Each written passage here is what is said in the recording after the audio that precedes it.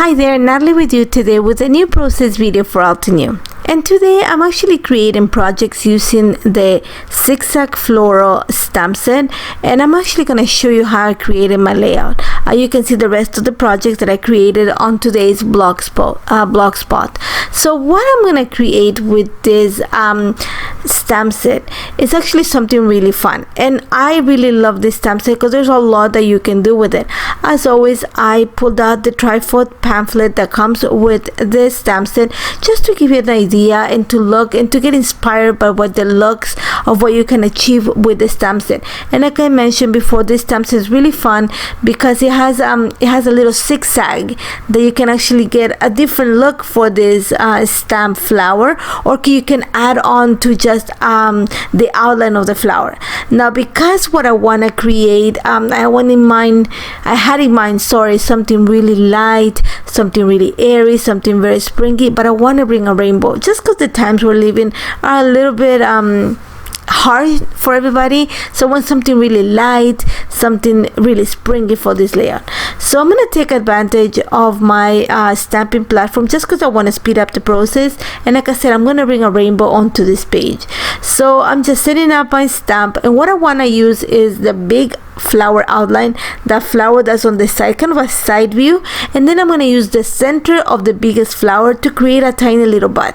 And the way I want to stamp is I want to stamp the big flowers out of the same color, the lightest color of a mini ink cube set, and the little bud or the center of the flower, the floral, from a darker shade of the same family.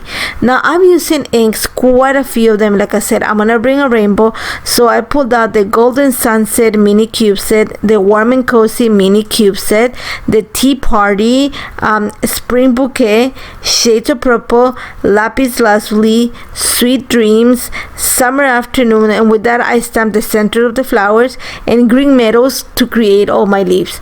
So you're gonna see that, like, I'm just gonna speed up the process, and that's what the stamping platform came in handy, because it just helped me to stamp all the colors on a more continuous and kind of a faster way too. So all I'm doing is just adding the lightest ink to the biggest florals, and then the next shade of the color to the little center of the flower. And I'm just gonna stamp them, and I'm gonna take it off camera, finish. And then, like I mentioned before, this little flower actually has little pistils, I think it's called, or the center of the flower is a separate piece. So I am actually gonna use the summer afternoon ink set, and the ink that I'm going to use for the center is actually buttercream, which is the lightest color in this mini cube set. And I just wanted something really light for the center. My idea was to use black, but I thought it was going to be a drastic contrast, and like I said, I want something really light, something really airy for this layout. So when we're really light yellow centers, and you're going to see that it only shows a light shade from what you see in the camera, and in real life too, it's just like a light shade onto the flowers, and I really love the way it turned out. So I'm gonna take it off camera, and at the same time I use the Green Meadow mini ink cube set. I use the two lightest colors to create quite a bit of flowers. I'm gonna the leaves. So I'm just gonna show you all the colors of the rainbow that I created, and then I'm gonna use the coordinating die, because I actually haven't, to actually take all I'm gonna take it off camera and just cut all the flowers and also the leaves and have them ready. Now remember that the smallest flower that I stamp is actually the center of the biggest flower. So my choice is I want to use it as kind of a filler floral and kind of to punch the color that I'm using. So I'm actually gonna take my time to fussy cut each one of the images. It took no time because like I said, I was in a groove of just die cutting all the florals, so just fussy cutting some flowers, it was no big deal. At the same time, when I was die cutting the flowers, I used the color wheel die set, and I cut two big color wheels from white cardstock, and this is gonna help me create the rainbow on my page and actually add some movement. So the first thing I'm gonna do is I'm actually gonna use white cardstock on the background because it just makes everything nice and airy. And then I cut, this is a 6 by 12 inch of white cardstock that I had on my stash, and then I'm gonna cover a panel or create a panel using the marshland marshland washi tape, and this has a soft tone of gray, which is just gonna create a really nice soft background for the picture and for the layout. So I covered the cardstock with the washi, and then I'm just gonna cut the excess of camera. And you're gonna see that I'm gonna start with this picture of my two kids and eyes in black and white, and I'm gonna change my mind after, so that's not the end result. But before I do that, I'm actually gonna use some of the gradient cardstock actually to back just some of the areas of the color dye. I just want to add a little triangle, in this case, of the lightest color of the not lightest color, just some of the colors of the gradient cardstock, just to cover one of the slivers of the color dye. And that's just to help me, like I said, with the idea of bringing a rainbow onto the page. So you're gonna see that I'm just adding a little bit of glue to the back of the color dye. And actually, remember, I only cut 2 of the color wheels, and I cut one of them in half so that I can have 3 pieces to play with. So all I'm doing is I'm gonna back the top one with a piece of yellow and a piece of orange, because those are the 2 colors that I have on the flowers. Then the big round one, I'm actually gonna bring some papers in the coral tone, and also from the more on a fuchsia tone, so I use rose petal and tea party gradient cardstock. And then for the purple, I use, oh my god, I can shade to purple gradient cardstock. And then I use, for the green, I use Sweet Dreams cardstock, gradient cardstock. But for the blue, because there was not a blue that came close to the inks, I actually use a piece of paper from the Reflections scrapbooking kit to just back the space of at the bottom of the little color wheel at the bottom.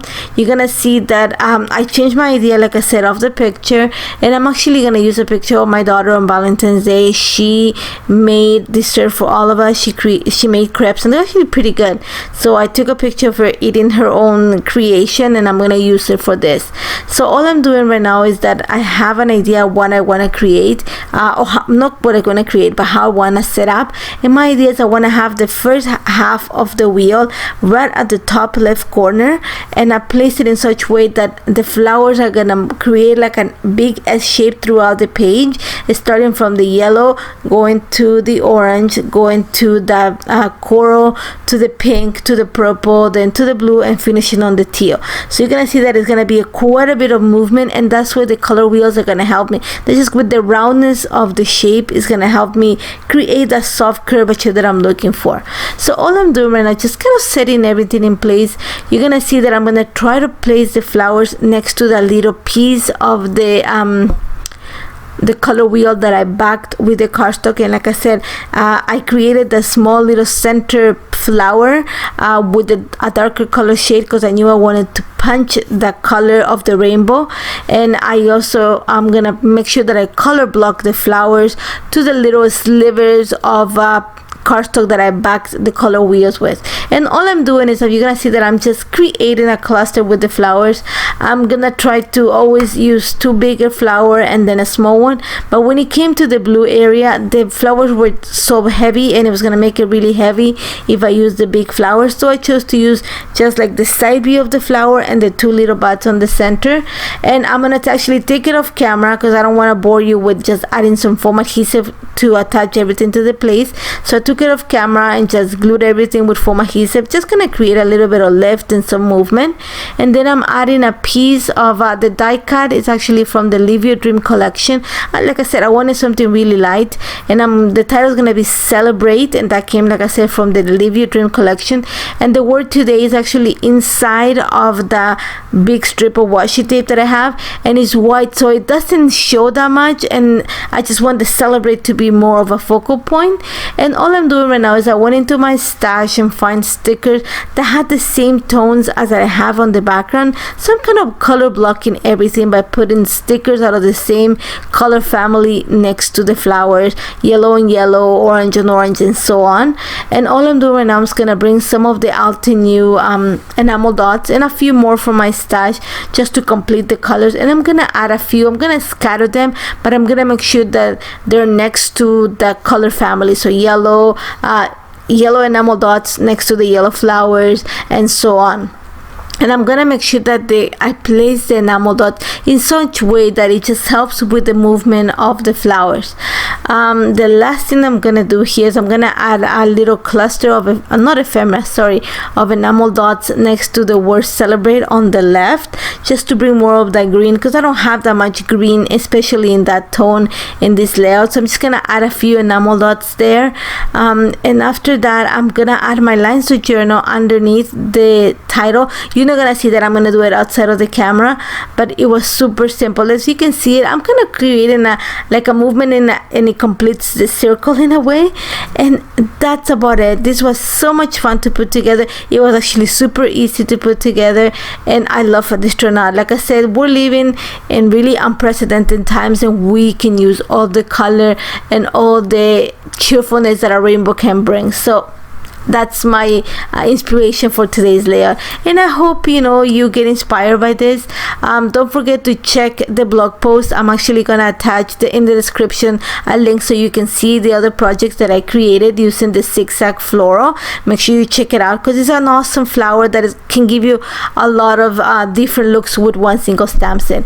As always, don't forget to subscribe to the channel. Lots of content being added. Thank you so much for joining me, and I hope to see you soon. Take care, guys.